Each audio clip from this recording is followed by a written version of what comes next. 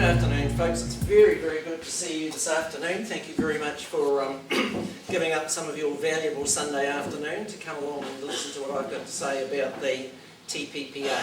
Introductions. My name is Chris Leitch, if you haven't met me before, and while this is not a political meeting, I should detail my background.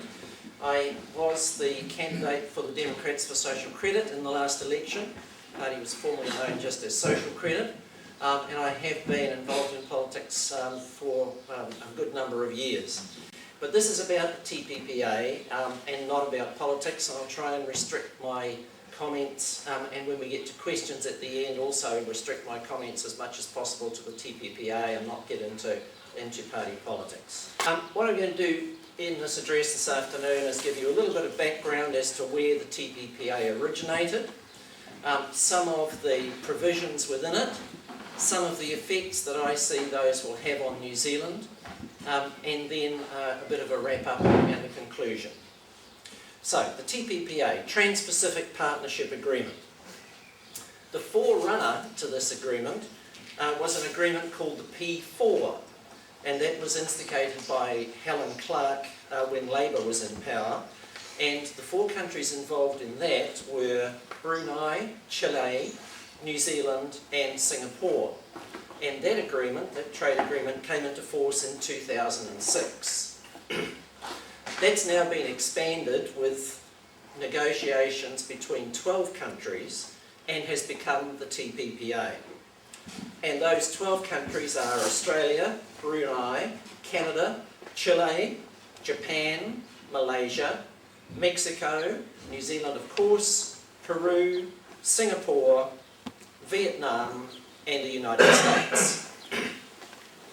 And that group of Pacific Rim countries involves about 40% of the world's trade. There are other countries who haven't been involved in the negotiations but are indicating an interest in joining, and those include South Korea, Taiwan, Philippines, Indonesia, Cambodia, Colombia, Bangladesh and even India. Negotiations on the TPPA have been going on for about 5 years. Not that you heard about it 5 years ago, of course. But it's not the only one. There are 3 other major international agreements being negotiated at the moment. One is the Comprehensive Economic Partnership for East Asia. The second is the Transatlantic Trade and Investment Partnership, which is between the US and Europe. And the third one is the Trade and Services Agreement, which is an international agreement about investment. I won't bore you with the details of all of those. But all of them are generally being promoted as being about trade. For example, a press release from government back in 2011 said this, and the headline was, "Leaders endorse a report from TPP trade ministers." And the press release said in part, "The report from trade ministers represents a great outcome for New Zealand's interest," our Minister of Overseas Trade said.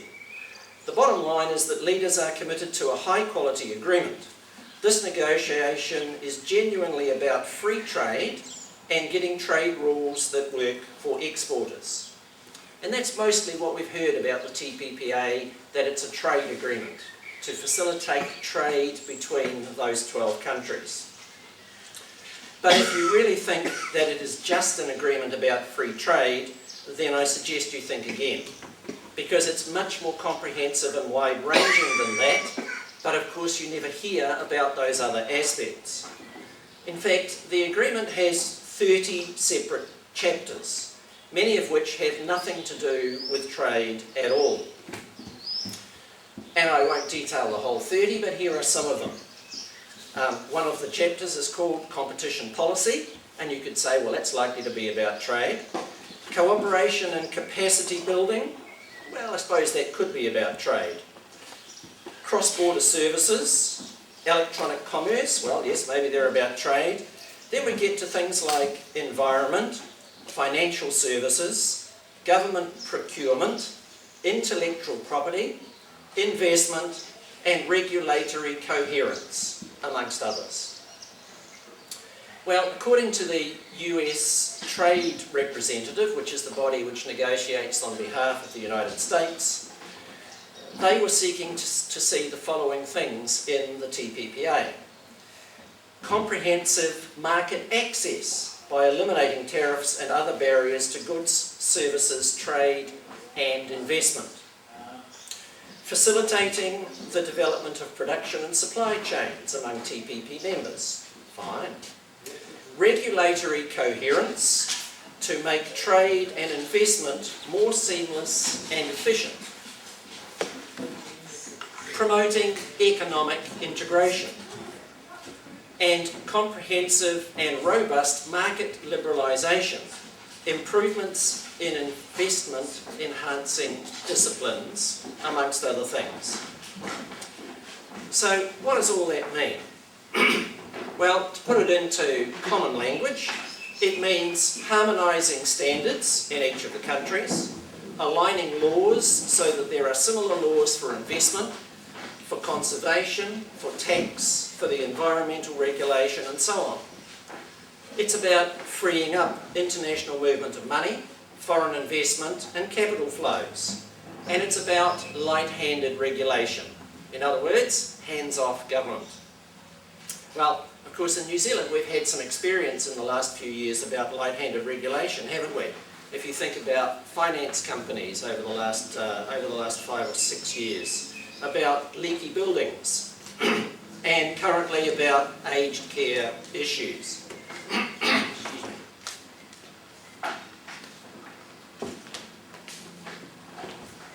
So we understand a little bit about light-handed regulation. So is it ordinary New Zealanders who will benefit from these kind of changes, or is it the multinational corporations, foreign investors and currency speculators? Well, I believe it will be the latter. And if you think my take on it is wrong, let me quote from former Canadian Deputy Prime Minister Paul Hellyer. He wrote a book published in 1999 called Stop, Think.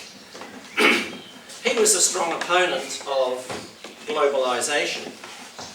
In fact, he spent much of his political time campaigning against another agreement called the MAI, which was the Multilateral Agreement on Investment.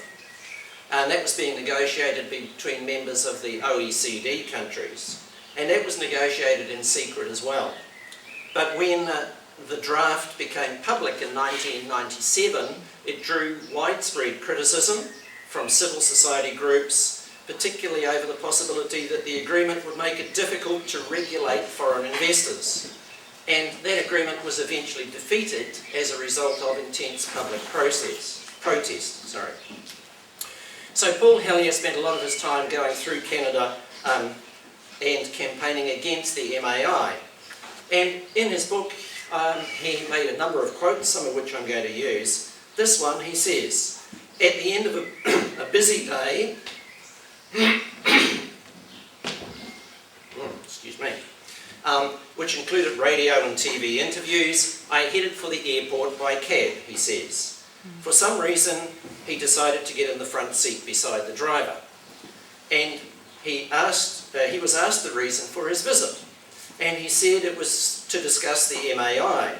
And the cab driver had been listening to the discussion on the radio, and his response was limited to just one word. Colonisation, he said, was what the MAI was all about.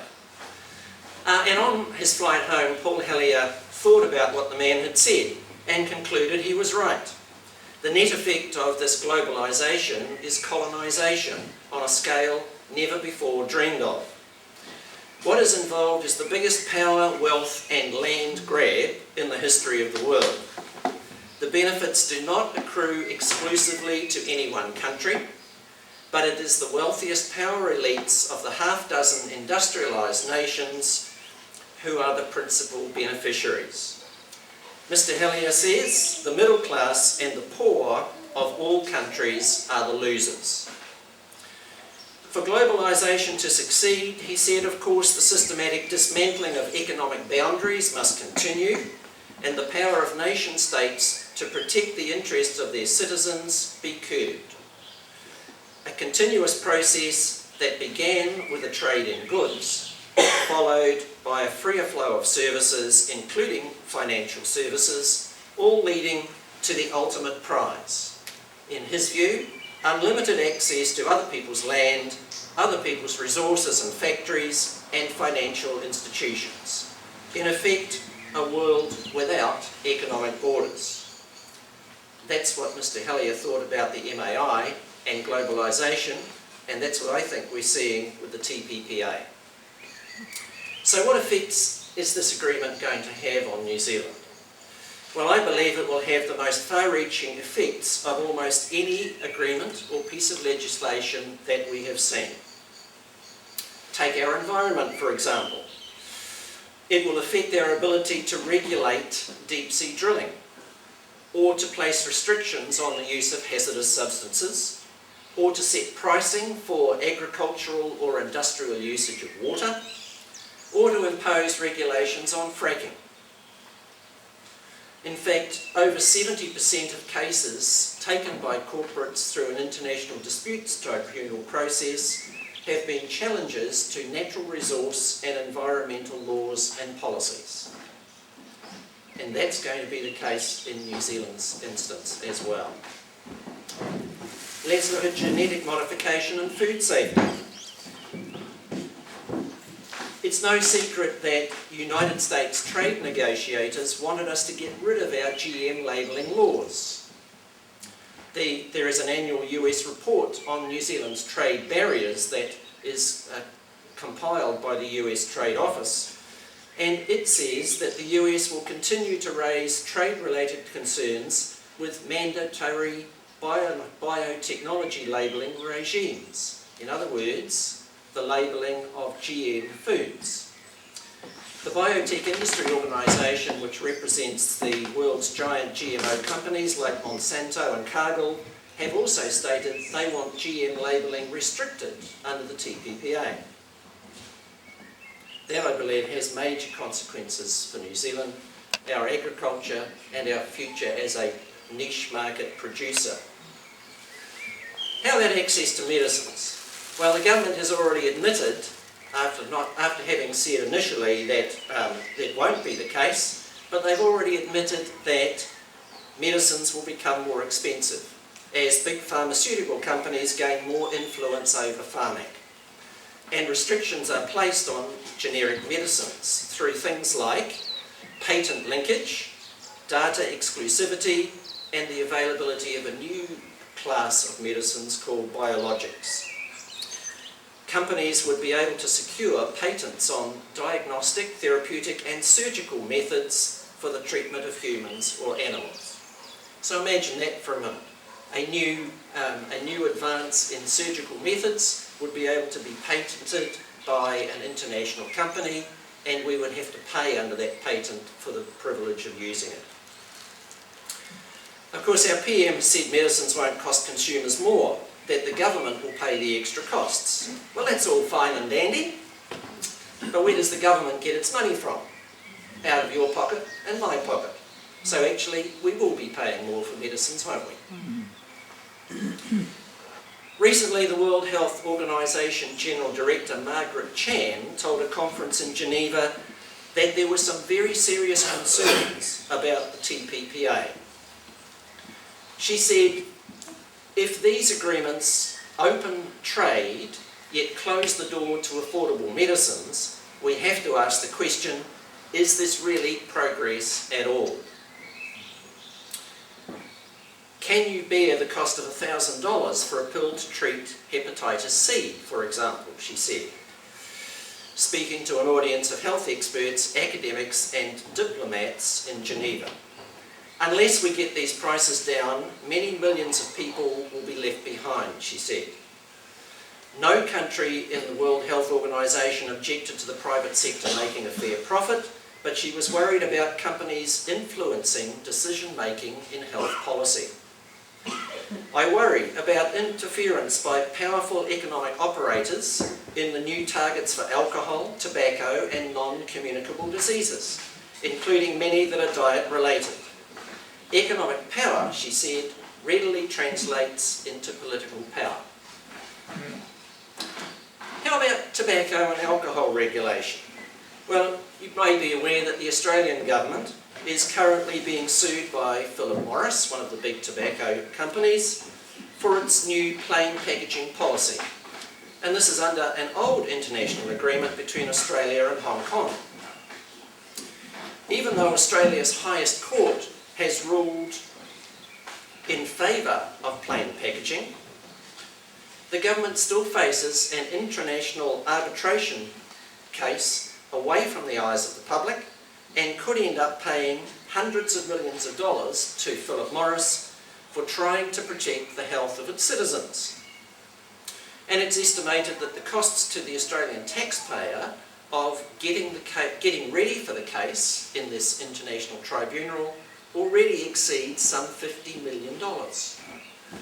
And that's just getting ready for the case. That's not fighting the case, and that's not if this international tobacco company should happen to win the case, which it may do.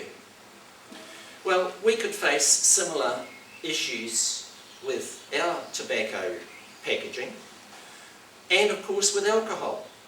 For example, under CER, the agreement we have with Australia, New Zealand is bound to recognise Australia's regulatory standards. So our government earlier this year had to back down on its intention to cap the alcohol content of RTDs, which is a popular drink for underage drinkers, because it could not have stopped Australian RTDs with a higher legal alcohol limit being sold in New Zealand, unless, of course, it was able to change the CER rules. So, under the TPPA, we risk exactly the same thing, but not just with Australia, but with 11 other participating countries, all of whom might sell their alcohol in New Zealand, and we would be unable to have any effect on that. How about capital controls? Let's look at that. They'll effectively be done away with. The New Zealand dollar is already the 10th most traded currency in the world. Approximately $10 billion worth of trade in our currency every day. And that's not for facilitating trade, goods between countries. That's speculative. That's the money markets, the international currency traders trading in the New Zealand dollar on the basis of a tiny appreciation or depreciation in its value. Capital controls are especially important in terms of financial crisis. For example, in 1997-98, the Asian financial crisis struck rapidly growing Southeast Asian nations, who were funded by high levels of foreign debt, just of course like New Zealanders at present, where we have borrowed a little over $90 billion. Well, some of those Southeast Asian nations, because of their high indebtedness, defaulted and foreign capital took flight. In other words, foreigners pulled their capital out of the country. And countries like Thailand, Indonesia and the Philippines refused to place any capital controls on their economy, and they suffered heavy losses. Malaysia, however, chose to buck that trend and insulate itself from attacks by currency speculators. And it it put in place emergency capital controls and successfully gave its economy the space to recover. But under the TPPA, we would be unable to take that action. And while we're talking about money and foreign investments, restrictions under the TPPA on foreign investment will be frozen and rolled back. Currently, any purchases of New Zealand land or businesses by overseas buyers over the value of $100 million requires approval of the Overseas Investment Office. They usually give it, but it still requires approval. Under the TPPA, that changes to $200 million. So that means if some overseas owner wants to come in and buy a big block of our farmland and it's worth less than $200 million, they can go ahead and do it without any restriction. And of course, foreign banks, money traders and overseas property dealers will gain extra special powers to challenge any new laws or policies that the government might want to put in place to shift the focus of investment away from speculation and into growing our productive economy instead. More importantly, what if our government wanted to introduce the practice of, or reintroduce the practice of sourcing funds for infrastructure development from our own Central Reserve Bank? It could do this at very low rates of interest instead of borrowing from the foreign-owned commercial banks at much higher rates. That would certainly benefit the New Zealand economy if they did, because currently we pay $12 million a day in interest on that $90 billion that the government has borrowed. Well, of course, both commercial banks and the reserve banks create new money every time they make a loan. And many prominent overseas people, like for instance the new Labour Party leader in the UK, Jeremy Corbyn, and the former head of Britain's Financial Services Authority, Lord Adair Turner, are promoting that concept of using the central bank for funding infrastructure development. Well, under the TPPA, if our government decided to do that, the foreign banks that we currently borrow from could sue us for loss of profits. And finally, how about our freedom to regulate? Well, copyright laws will be toughened and more harshly enforced, restricting internet freedom and our access to information, costing libraries, schools and businesses much more, and stifling innovation. There are significant other effects that I could detail, but I think that's enough for now to give you a grasp of the type of things that are not trade related that the TPPA will have an effect on New Zealand with. And if you think about it, what piece of legislation can you think of that has had those sort of far-reaching effects? Now, I talked earlier about international disputes tribunals and governments being sued. So let me just go through a little bit of information about that. ISDS is an investor-states dispute settlement process which is written into the TPPA and quite a lot of other of these agreements, and it comes under the auspices of the World Bank. It's a division of the World Bank, and it is a place where international corporates can take disputes with countries and have them arbitrated upon. Well, foreign companies, in that instance, will have special rights that are not available to domestic companies. They can apply to these secret overseas tribunals, and they are secret because the hearings are not public, and often the decisions don't have to be made public, at least the details of the decisions. And these corporates can take international corporates can take countries to this tribunal for compensation if a government passes a law that the corporate deems to have seriously undermined the value of its investments, and where it might contribute to a loss of profit or even a potential loss of profit. The secretive nature of this ISDS process and the lack of any requirement to consider precedent allows plenty of scope for creative adjudications. And remember earlier I said that Philip Morris is taking the Australian government to ISDS tribunal, even though Australia's highest court ruled that the Australian government was quite entitled to do what it did. But Philip Morris said, no, we don't think that's right. We're going to contest that in an international court instead. An international court, by the way, which is comprised of corporate lawyers, some of whom act as three-judge panel on a case today, and who might be arguing the case for a corporate over a different dispute the next day. Well, in 2012, a record 59 cases were lodged by corporates with the ISDS tribunal. Last year, 56 were. Currently, there are over $13 billion in pending investor-state disputes with the ISDS tribunal. Disputes over things like domestic, environmental, public health and transportation policies. The highest award so far was some $2.3 billion awarded to Occidental, an oil company, against the government of Ecuador. Ecuador terminated an oil concession contract, which the ISDS tribunal said was probably legal, but nonetheless it awarded Occidental $2.3 billion because the tribunal said that the termination of an oil contract saw Occidental lose substantial profits. Following the Fukushima disaster in Japan in 2011, the nuclear disaster, the German government decided to shut down all of its nuclear power industry.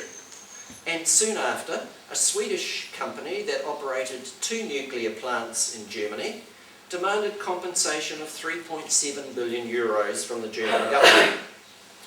And this was under an ISD clause of a treaty on energy investments. That case has still to be heard, but 3.7 billion euro dollars. Well, in New Zealand, what happens, for instance, if our government decides to put a tax on sugar or soft drinks? It may be some time away, given that the Health Minister's response to Auckland Hospital's Clinical Director of General Medicine and Diabetes Specialist, Dr. Robin Tumarth, this week, his response was not encouraging.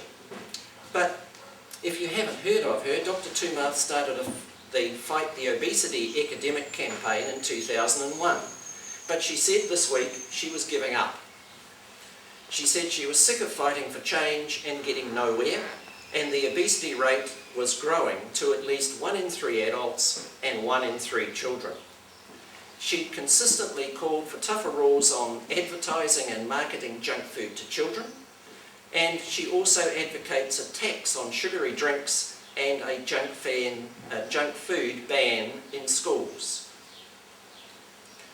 However, she's given up because the Health Minister appears unmoved by her expertise. But let's just say we did get around to putting a tax on sugar and a tax on soft drinks, and consumption dropped by 20%, for example. Would the soft drink and sugar suppliers be able to sue us for loss of profits? The answer is yes, they would. So while the government would be taking an action to try and enhance the health of New Zealand citizens, we would have to pay for that privilege to the sugar companies and the soft drink suppliers because of their loss of profits. Well, the problems with this ISDS disputes tribunal are not only that taxpayers risk paying out huge sums to foreign investors, but that governments will be less willing to adopt new measures because of the threat of a lawsuit. This is called regulatory chill, and it could make it more difficult to strengthen New Zealand's environmental regulations, for example, past their present levels. Because even the threat of legal action can be enough to stop the introduction of legislation. For example, in 1990, the new provincial government in Canada, in Ontario, planned to implement a major policy plank of its election campaign, and that was a provincial car insurance scheme. News of this scheme brought a threat of a $2 billion lawsuit from America's State Farm Mutual Insurance. Eventually, the new government, provincial government in Ontario, backed down on its election promise and didn't introduce the scheme, frustrating, of course, the will of its electors, because this scheme was the major policy plank that they voted the new provincial government into office upon. And another example in 1998 in Canada, it suffered a much more humiliating experience than that, under the same provision of what was the NAFTA agreement, the North American Free Trade Agreement, because the Parliament of Canada had passed a law banning the importation and distribution of a gasoline additive called MMT. The Ethel Corporation, who were the manufacturers of this product, a US company, sued the Canadian government on the grounds of lost profits and damaged reputation. Well, when its lawyers, the government's lawyers advised that it would be likely to lose, the Canadian government actually settled. It paid $13 million in compensation for legal fees and lost profits. And far worse, as part of the settlement agreement, 2 ministers of the Crown made statements that MMP was actually not harmful to the environment or to health. And that was despite increasing evidence that low-level exposure to this product is linked to nervous system problems and attention deficit disorder among children. Well, that just gives you an example of the ISDS process, and how not only could we be sued for very substantial sums of money, and of course have the costs of defending that case in the ISDS tribunal, but also how our governments might not want to enact legislation because of a fear of having these suits. For example, have you wondered why the New Zealand government is waiting to see the outcome of the Philip Morris case against Australia on tobacco plain packaging before legislation has been enacted here on plain packaging? Because there was talk about doing it several years ago, but it hasn't been done yet. So enough about the ISDS process, which, if that doesn't cause grave fears about the TPPA, then I think nothing will. But of course there's more to it than that. The TPPA negotiations have been held in secret. As I said, started 5 years ago, and really only in the last 12 months have we heard anything about it. And the government has refused consistently to make any details public, even those provisions that had been agreed to months and months ago. You may be aware, for instance, that Professor Jane Kelsey, who's one of the most outspoken critics of the TPPA, along with 7 other applicants, took a case to the High Court several weeks ago, before the TPPA document was released, endeavouring to force the government to release background papers and analysis of the agreement. She won the case, but she's still waiting for the documentation. And she'd applied for this documentation at the beginning of January under the Official Information Act, but still hadn't got it in October. Well, the Minister was told to provide the documentation, but hasn't done so yet, and Jane Kelsey went back to court 3 days ago to try and get the court to force the Minister to produce the documentation. His response was, well, I've been overseas and the Ministry is far too busy, so we're unlikely to get that documentation to you until the 5th of February next year. Which of course is somewhat interesting because the TPPA is supposed to be signed by all of the participating countries on the 4th of February next year. So we'll see whether or not the court actually makes the Minister comply or not. But that's just one aspect of it. Of course, you may not have realised that no opposition parties in Parliament were given any details of the TPPA until the document was finally released a few weeks ago. And most government MPs didn't know anything about it either, despite the fact that negotiations have been going on for 5 years. And although the 6,000-page document has now finally been released, there won't be any select committee process, there'll be no public consultation, you won't get a chance to make any submissions, and there'll be no debate in Parliament. The agreement will be signed off by Cabinet, and it will be presented to Parliament with the government having a majority, and it will get a single vote. Done deal. In fact, it's been so secret that there are clauses in the agreement itself that even require the details of documents passed between negotiators during the course of the negotiations to be kept secret for 4 years after the agreement comes into force. So you'd have to ask yourself, why is that? Because if you were the Prime Minister and the TPPA is supposed to be the best thing since sliced bread for New Zealand, which we're being told, wouldn't you have wanted to share the details as soon as you could, with everybody that you could? you'd say, well, look, here's the detail of this chapter and it's been agreed on and it'll be good for New Zealand because blah, blah, blah. But no. Well, former Canadian Prime Minister, Deputy Prime Minister Paul Hellyer has a take on that as well. In his book, he details some of the things about the Canadian-US free trade negotiations. And he found that a secret Canadian government memorandum in the process of those negotiations set out a strategy of telling the Canadian people as little as possible, on the assumption that the less they knew, the less opposition there would be. This memorandum said that points to be stressed were that there would be no loss of sovereignty and that the big benefit for Canada would be guaranteed access to US markets. I wonder where we've heard that before in recent times in New Zealand, because that's what we're being told. There'll be no loss of sovereignty and we'll get access to all these fantastic markets, particularly the US. Well, we are going to get access to some US markets in about 10 years' time for the things that are really important, perhaps. Well, the secrecy hasn't been restricted just to New Zealand. I mean, it's been restricted to all of the countries negotiating the TPP, to the extent that members of Congress, for instance, and the Senate in the US have written letters to the President and to the US Trade Office querying why they haven't been given any details of the agreement. One, for instance, from Senator Bernie Sanders, who's currently standing as a presidential candidate, said this.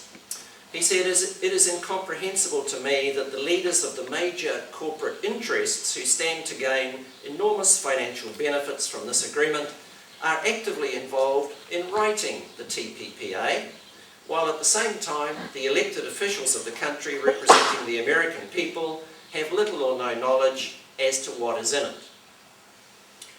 So, secrecy all around. And while you'll get to have a say, by binding referendum, incidentally, on a new flag, you won't get to have any say on TPPA. None at all. And once the agreement's been signed, as it is likely to be, maybe, on the 4th of February, it then has to go through another significantly lengthy process, a process called certification. And that has to be concluded before the agreement ever gets implemented. So treaty signing is not treaty legislation, implementation rather, because after that you have to go through certification and then changes in legislation. So when you think you've got a final agreement, you then need to get a final agreement. Well, certification is a process whereby all of the countries have to provide a copy of the laws that they are going to enact to enable the TPPA to come into effect. Those changes will be to domestic laws and regulations in New Zealand's case and in every other country. And under certification, those changes have to be approved. In other words, we have to submit our legislation to the US for them to go, oh yes, that looks fine, we will agree to that, or no, hang on, that doesn't look right, we need you to change your draft of your new legislation because we don't think that it reflects the obligations that you have under this treaty. And in the past, US expectations have actually gone beyond what's in the actual text of the agreement, and have even included matters that had previously been rejected in the negotiations. So effectively, US officials can define another country's obligations and become directly involved in drafting that country's new law and regulations. Well, to give you an example of how that works, the United States and Australia concluded a free trade agreement, and the US expressed its view during the passage of Australia's implementing legislation that that legislation did not fully comply with what it expected it to be. And the US demanded further legislation to meet its interpretation of that compliance. So the Australian Trade Minister duly drafted up some more legislation that significantly reduced the flexibility Australia believed it was provided under that agreement, and submitted that draft to the US Trade Representative as evidence of its compliance. Well, the US Trade Representative agreed, based on an exchange of letters, and expressed concern that aspects may still not comply with the US interpretation of what the Free Trade Agreement was about, and it reserved the right to take further legal action. Well, after all of that, the new legislation was drafted on the 17th of November and submitted to the US Trade Representative. On the 30th of November, that draft legislation was introduced to the Australian Parliament. On the 6th of December, 6 days later, it was referred to a select committee with 3 hours notice for submissions. 3 hours. And the next day, 7th of December, the committee reported back to Parliament and the new legislation was passed. So that's how much of a say the Australians had on the implementing legislation for the Australian-US Free Trade Agreement. Now, as the agreement progresses, the Chapter 27 of it establishes a new TPP Commission. This new governing body, which will meet at the level of ministers and senior officials, will oversee the operation of the TPPA and its future evolution, because this agreement has the ability to change and to have new members join as time goes by. But what is not explained in the agreement is whether this new TPP Commission will have to get any of its decisions ratified by governments in each of the countries. So, will elected representatives get a chance to have a look at changes, or will it be just once when the TPPA is signed off, and afterwards allow corporate lawyers and bureaucrats to change it as they please? Because according to the TPPA Chapter 27, the Commission members will function as a kind of legislative committee with accompanying legislative powers. But more importantly, it appears that these decisions are not subject to review, let alone reversal by Congress or by any other government. And according to the US Congressional record of 10th of November this year, at least one US Senator has raised a warning that we are, he says, empowering TPP countries to create a new Congress of sorts, a supra-natural commission that will not be answerable to voters anywhere. So are there actually some trade benefits for New Zealand? Well, I think there might be. But who will own the businesses that a large chunk of these benefits accrue to? In other words, where will the profits go? Foreign owners controlled 33% of our share market in 2014. In 1989, that figure was just 19%. Foreign direct investment, which is the ownership of New Zealand companies by overseas owners, increased from 17 billion in 1989 to 107 billion in March 2014, a growth of almost 7 times.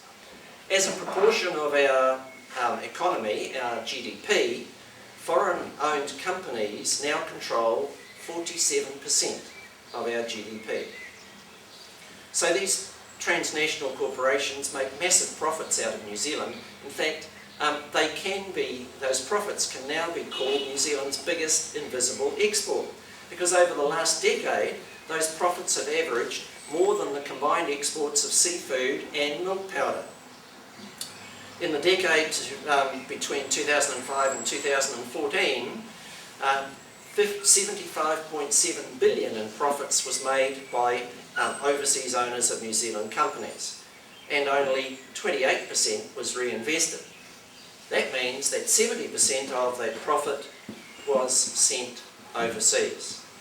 That, of course, causes major problems for us as a country because we have to find the foreign exchange in order for those overseas owners to take their profit out of the country. And of course, foreign investors are not great for employment either.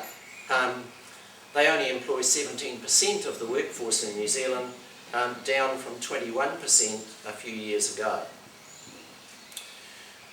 Well, many of our iconic New Zealand companies that we used to own are now owned overseas. Bank of New Zealand, of course, Petrocorp, Dominion Breweries, Countdown Supermarkets, publishers of the Herald, Wilson & Horton, Fisher & Paykel, Lion Breweries, Telecom, Carter Holt Harvey, just to name a few, all now owned by overseas owners. And what of Fonterra in the future? Because if you've been watching what's going on in the dairy industry, you'll see that Fonterra appears to be setting itself up for purchase by overseas owners. In fact, we've just seen 50% of our biggest meat producer, Silver Fern Farms, go into overseas ownership, and 55% of a technology-leading company called Martin Aircraft, who produced the first commercial jetpack flying machines. The type of machines a single person can strap on their back and fly with. Well, Paul Hellier's take on that type of thing is this. He says, allowing foreign investors to buy your most promising and your most profitable industries is not progress. It is just a fast track to a serious balance of payments problem when those profits begin to flow out of your country. Well, to conclude, American economist Robert Reich, you may have heard of him or not. He served in 3 national administrations, most recently as Secretary of Labour under President Bill Clinton, and he was on President Obama's Transition Advisory Board. He says, the TPP is a Trojan horse in a global race to the bottom, giving big corporations and Wall Street banks a way to eliminate all and any laws and regulations that get in the way of them making profits. And Professor Jeffrey Sachs is a Professor of Sustainable Development at Columbia's School of International and Public Affairs, and he's a Professor of Health Policy and Management at Columbia's School of Public Health. He's also a Special Advisor to United Nations Secretary General Ban Ki-moon, and he held the same position under former US Secretary General Kofi Annan. He was named as Time Magazine's, or one of Time Magazine's 100 most influential people in the world in 2004 and 2005, and was awarded the Blue Planet Prize in 2015 for his contributions to solving global environmental problems. Clearly somebody who is highly academic and highly well thought of. He has denounced the TPPA. He said this: these proposed agreements are mostly investor protection agreements. Investor protection of property rights of investors, of prerogatives of investors, of intellectual property of investors, and of the regulatory environment of investors. Not much there to do with trade, is there? Well, ladies and gentlemen, we have to get the message to as many New Zealanders as possible and to our government that they should not ratify the TPPA until there is widespread public consultation, because there has been none and there will be none unless we do something about it, and unless there is New Zealand-wide public approval of the TPPA documentation. So my message to you this afternoon is that we should commit ourselves to a crusade on this issue. You should talk to as many people, write to as many people on Facebook, on email, by pigeon post and any other means that you can to get them to understand the ramifications of the TPPA. Write letters to the newspapers. Ring your MP. In fact, go and knock on the door of your MP and tell them that you are not satisfied with the process and you are very concerned about what the TPPA will affect New Zealand in the future. Because unless we can put a stop to this agreement, my view is that your children and grandchildren will end up as tenants in their own land, a land controlled by overseas corporates and overseas businesses. Thank you very much indeed for listening.